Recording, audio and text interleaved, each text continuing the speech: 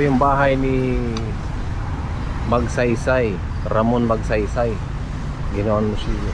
Kaso parang wala yatang tao. Papasukin natin.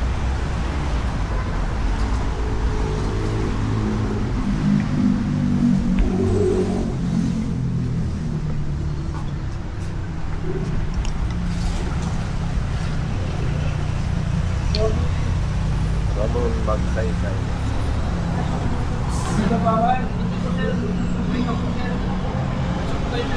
Okay po.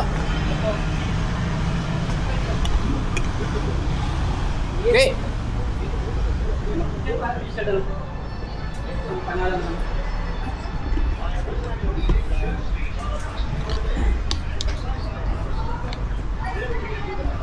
Ang pangalan ko lang. Tatlo kasi. Oo.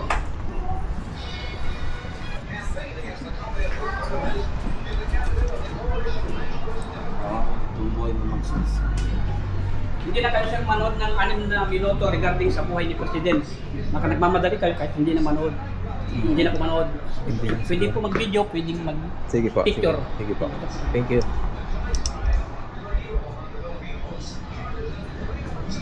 Ang linaw na mata mo ka, nakuha mo agad ah. Guys, sa bahay ni President Ramon Magsaysay. Ramon Magsaysay. Ano bang, anong taon to ba naging?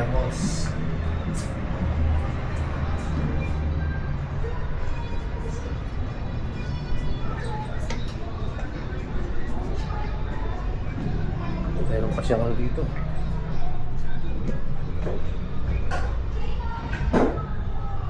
$38.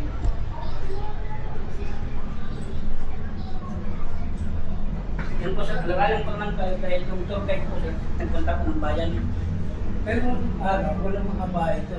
Opo sir, madalang po ang bahay namin. Madalang po. Opo, dahil siyempre sila lang po sir. Kasi pinahayan pa ito ng hapon po ito sir, yung bahay ni Presidente. Oo. Naging guerrilla po si President dito eh. Nung panahon po ni Balahap ba yun? Balahap, oo. Oo, tama. Kabataan niya, mekaniko siya. Naging mekaniko po sir, nandiyan po, nakasulat po dyan. So, kung gusto niyo pong basahin po dyan, yung ano lang, mga basic lang, matatagalan po kasi kayo sir eh. Pero ang unang trabaho talaga niyan, naging mekaniko sa Tritran bus. Nandiyan po sir, nakasulat. Oo. Alam po ni sir, opo, kayo po sir ang unang tao eh. Ito pala. Kaya po may- Bilang kongresista as sa Ito congressman. po yung sir, yung baril ni President. Yan. One step lang po sir, ang mababa. Yan. Naging ano po yan eh, guerrilla. Ayan oh. Nagtrabaho siya sir sa Tritran bus yan eh, bilang mekaniko. Ayan po. Ayan, nakasulat po dyan. Tritran noong 1939. Opo. Nang sakupin ng mga Hapon ang mga Pilipinas noong Yan. 8 December 1941. Opo. Yan. Pwede niyo po, ano, mga basic lang po. Pero Bilang guerrilla. eto, hindi siya yung maman naging presidente. Tama po sir, oh. Kayo, ano, tama po ang sabi niyo po. Ano po siya, hindi po siya mayaman na presidente. Oh. Ano lang to? Ordinary, parang ordinaryong tao lang. Istorya ng panggaling ng Cebu, sinabutay ba siya? Yun ang sabi po daw sir, ano doon, mechanical failure daw eh. Nandun po sir, nakasulat po dun sa Kursong mababasa niyo Enerhiyang mamaya. Mechanical Galing ang ng Cebu, General papunta na ng Manila. Ramon Doon ang sa Universidad ng Pilipinas noong 1927. Namasukan driver upang makaipon ng pantustos, subalit napilitang tumigil sa pag-aaral dahil sa ng pagod masa at sakit. ng mga tao. Kasi kung Kaya talagang ano, kandidato ulit, walang mananalo sa kanya. Wala po. Magsaysay. Kaya, Ito yung presidente na makamasa. oo, Makamasa. Oo, walang bodyguard. Talagang ano siya sa mahihirap. Malapit po sa mga Malapit siya sa mga Kaya mahihirap. kung gusto man yung ano, panoorin mo, Oo. mababasa niyo po ito. Oh, ito pala yung ano I-start niya. natin, 6 na minuto lang regarding sa buhay ni President. Yan. Kung gusto niyo, ipasimulan ko tapos ilakas ko po sir. Gusto niyo Sige po- nga, mga 6 na minuto man 6 na lang. minuto lang. Oo, para Malaman malaman natin yung istorya ni oh, President. malaman natin yung history niya. Istorya. Pero po, Kasi panahon pa ng mga Amerikano. laman niyo po yung istorya. 6 na minuto lang po, tatagal nito. Sige. Hindi po may manood.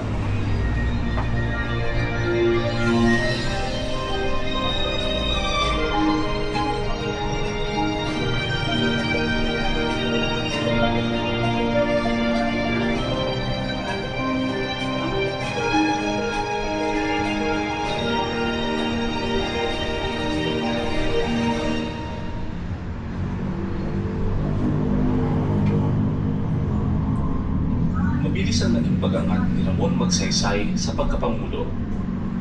Ang kanyang pamumuno sa kilusang gerilya sa Zambales laban sa mga Hapones ang nagtulak sa kanya sa buhay politika matapos ang ligtaan.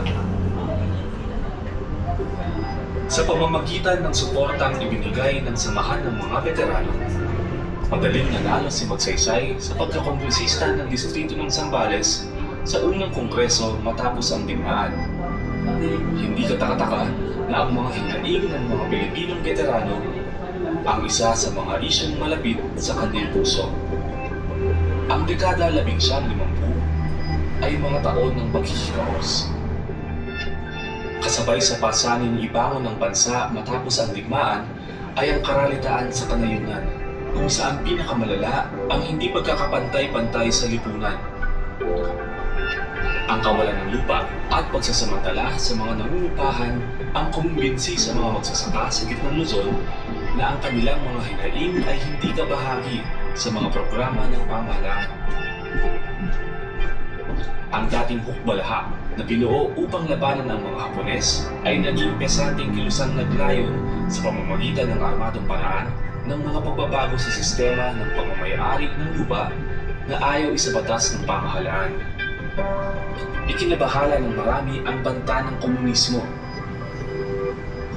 Noong ika-31 ng Agosto taong 1950, itinalaga ni Pangulong Elpidio Quirino si Magsaysay bilang kalihim ng tanggulang pambansa upang lutasin ang suliranin sa mga Hapon.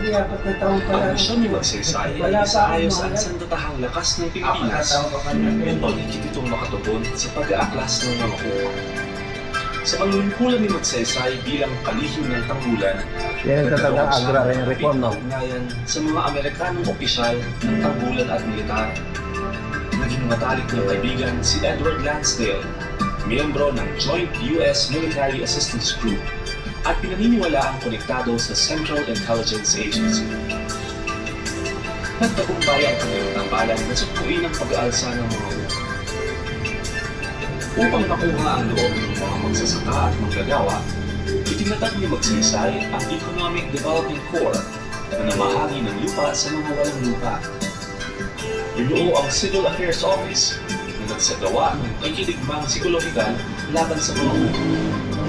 Sumuko ang mga pinunungkok, katulad ni Natasiano Rizal at Placido Buelga kay kalihim Magsaysay. Nagtakip ang iba, katulad ni William Pomeroy sa Kalaunan. Ngunit ang malapit na pakikipagtulungan niya sa Estados Unidos din ang nagpausbong ng pananaw na si Magsaysay ay American boy, na ang kanyang karerang politikal ay produkto ng estratehiyang pangmilitar at depensa ng Estados Unidos sa Pilipinas.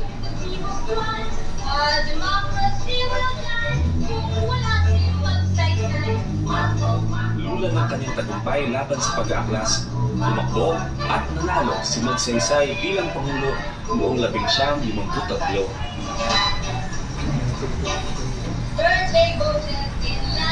Ngunit hindi niya kinalimutan ang kanyang pinagmulan.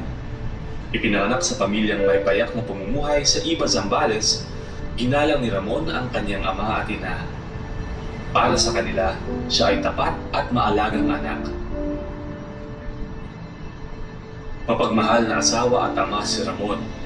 Siya at ang kanyang asawang si Luz Panzon at ang kanilang mga anak na sina Teresita, Milagros at Ramon Jr.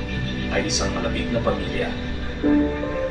Sa panahon ng kanilang pangungulila, ang pamilya ay nakaantabay sa isa't isa at kasama nilang naluksa ang sambayanan.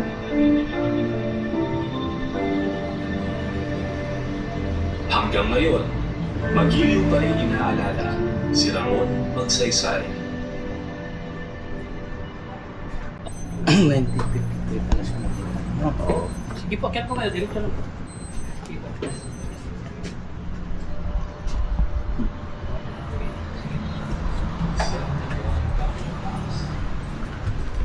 Yung mga bintana nung araw, kapis. Kapis. Kapis, Oh, yan, tama yan. po, sir. Kapis, tama. Panahon ng mga Kastila to.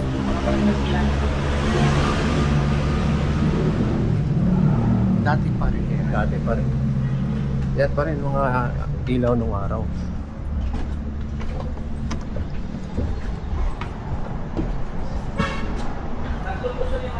president, meron pang anak na dalawa na buhay. Ito po sir, yung pamilya ko magsaysay. Dalawa pa yung anak ni president na nabubuhay. Hanggang ngayon. Saan hanggang ngayon? Po. Ang panganay po si Teresita, yung nakita nyo kanina, yung patapos na. Teresita, panganay, namatay na. Tapos si Milagros, buhay pa. At saka yung dating senador, buhay pa rin. Nasa Ayala, Alabang si Oo. senador. Itong isa nasa Mandaluyong po. Ito. Buhay pa po yan. Nasa 85 na po, hirap na po maglakad ditong babae na nagpunta rito. Ah, bumibisita pa siya dito? Opo. Hirap na makalakad nurse, nakalakad ng nurse dalawa. Oo. Hindi na makalilig.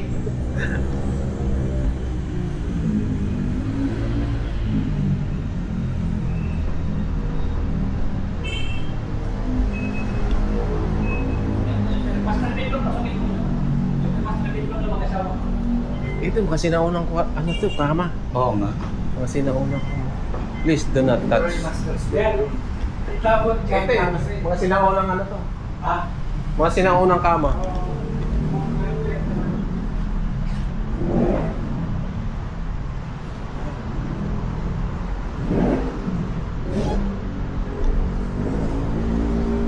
Lalo tayo sa history nila. History. Lalo tayo sa history. Kung meron mong magsaysay, naghahanap pa natin, no?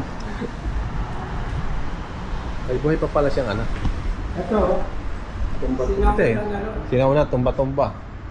Ito yung mga sinaunang upuan ng araw. Maliliit pa, oh.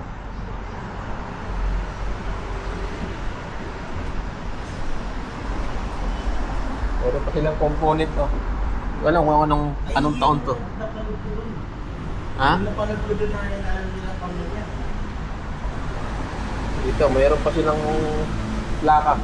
Yung puno. Ito po sila, ito yung president. Exercise po niya. Ito yung likod niya. Yan, green mill. Ano naman to? Exercise po yun, sir. Ah, Yung kabila po, sir, ito yung pong paliguan ng araw nila, presidente. Yan. Dati daw yung kawayan, ginawa ng simento. Ay, ito. Yan po ang paliguan ng araw. paliguan. Oo. Kawayan lang yan. Dati po, kawayan, ginawa ng simento. Oo. Yung nasira na. Para malaman lang na kung Oo. Ginaya na lang. gaya CR po ginaya ito. na kasi ano nila. Ito po, sir. Ito yung mga sinaunang plato. Ito yung gamit po ng asawa niya, si Ma'am Luz Bansol, taga-Mananapakaran, yung asawa ni President. Ang CR po sir dito, hindi yung CR ni President, pero wala pong ano eh, wala pong exhibit, kaya po ginawa ng stock room, ayun po yung pinaka CR. Ayun yun. Oo, Sa yun. nakasara. Si Mrs. Banso. Tiga sa Balis. Taga Sambales po, taga Balanga, Bataan. Yung asawa po ni President. Oo. Bataan yan, mga bataan. Yung mga banso. Dito pa po sir, dito dito. Ito yung baston ni President original noong 1953. Ito yung mga baston. Please do not touch the our big heart. Ayan. Ito yung pinakalas na po sir.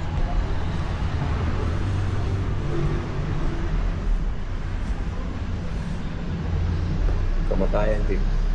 15 minuto matapos lumipad ang eroplanong Mount Pinatubo. Ito ay bumagsak sa isang gilid ng bundok.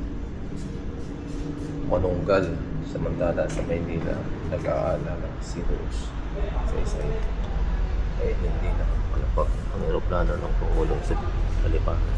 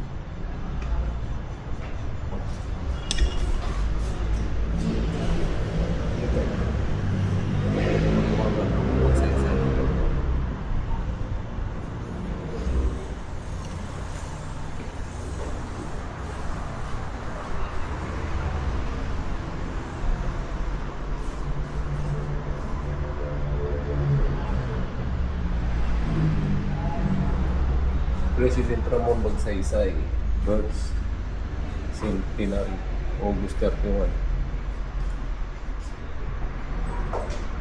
2007. Di ba si Magsaysay yung namahagi ng mga lupa sa mga mahirap? Oo. Siya yung nagtatag ng yung agrarian reform. Tara na kayo. Sakay na tayo sa... Tara na. Kaya na, napunta na natin yung Idol ko. Idol. Nakita na rin natin yun. Nakita na rin natin.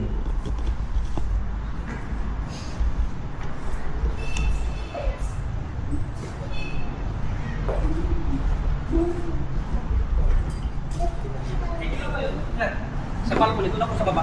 Sir, hindi na ako, sir. Picture ko yun, sa balcony. Picture? Oo, picture tayo. Ano ko ng cellphone mo, sir. At doon ako mag-picture Oh, sige, sa baba. sige, sige. Ano niyo po, sir? Ano niyo muna